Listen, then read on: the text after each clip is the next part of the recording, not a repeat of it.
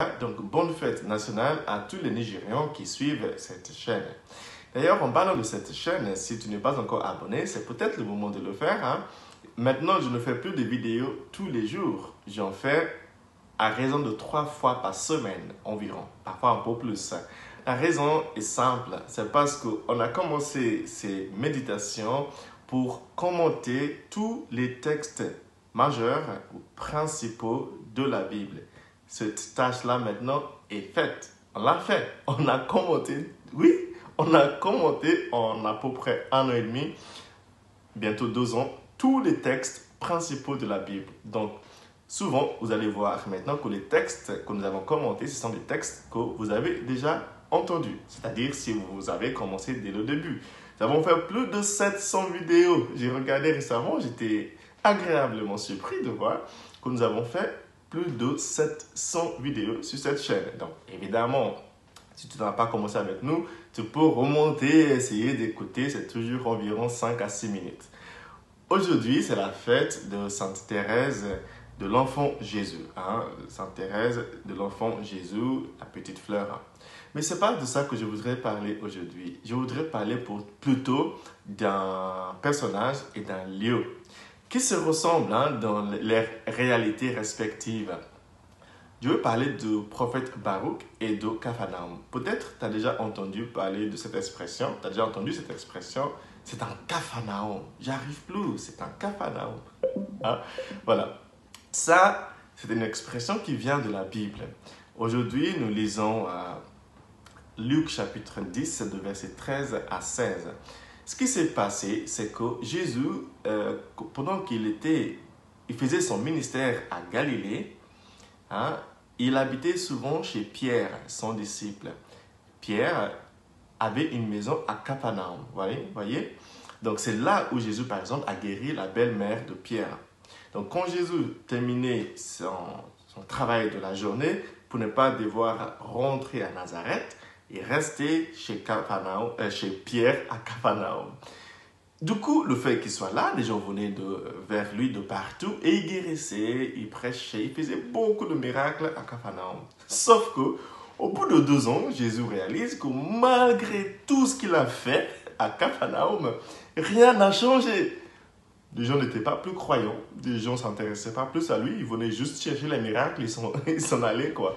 Et aujourd'hui, Jésus est vraiment en colère et il se dit, mais c'est pas possible. Regarde ce qu'il dit. Il dit, et toi, Capharnaüm, serais-tu élevé jusqu'au ciel? C'est-à-dire, est-ce que tu serais mieux que les autres parce que je suis chez vous? Non, jusqu'au séjour des morts, tu descendras. En fait, Jésus était clairement fâché parce que rien n'a changé malgré tout ce qu'il a fait pour Capharnaüm.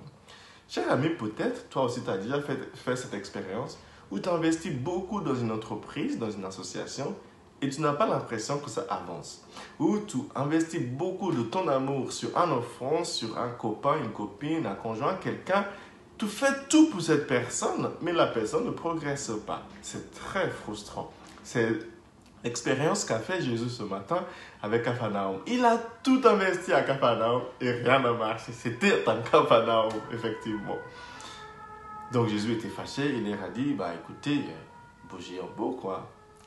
Dans la première lecture, je voudrais maintenant vous parler du personnage de Baruch. Baruch, c'était le prophète, c'était un scribe, c'était le disciple du grand prophète Jérémie. Ils ont vécu environ 6e siècle avant Jésus-Christ. Aujourd'hui, on dirait il y a 2600 ans. Voilà.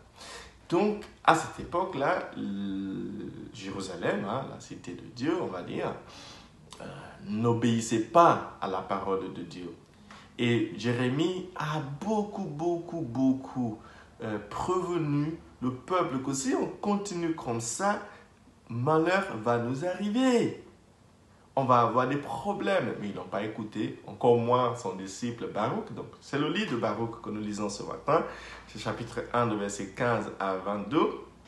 Et Baruch, je vous lis quelques extraits. Il dit... Au Seigneur, notre Dieu, appartient la justice, mais à nous la honte sur le visage, comme on le voit aujourd'hui. Honte pour l'homme de Juda et les habitants de Jérusalem, pour nos rois et nos chefs, pour nos prêtres, nos prophètes et nos pères. Oui, nous avons péché contre le Seigneur, nous lui avons désobéi. Nous n'avons pas écouté la voix du Seigneur notre Dieu qui nous disait de suivre les préceptes que le Seigneur nous avait mis sous les yeux depuis le jour où le Seigneur a fait sortir nos pères du pays d'Égypte jusqu'à ce jour. Bref, Baruch était comme Jérémie fâché que le peuple de Dieu n'a pas obéi aux préceptes de Dieu. Et du coup, évidemment, nous connaissons l'histoire. Dans l'année 587 avant Jésus-Christ, ils ont été vaincus par les Babyloniens. Les temples étaient détruits, les jeunes étaient emmenés en exil, ainsi de suite. Nous connaissons cette histoire parce que le peuple n'a pas écouté la voix du Seigneur. Voilà le lieu, Capharnaüm, et le personnage Baruch dont je voulais vous parler ce matin. Je pense que ça nous parle, nous aussi. Peut-être c'est aussi un message pour nous. Peut-être Capharnaüm nous rappelle que le Seigneur a beaucoup investi en nous. Notre pays peut-être a beaucoup investi en nous. C'est le moment aussi maintenant pour nous de porter de fruits.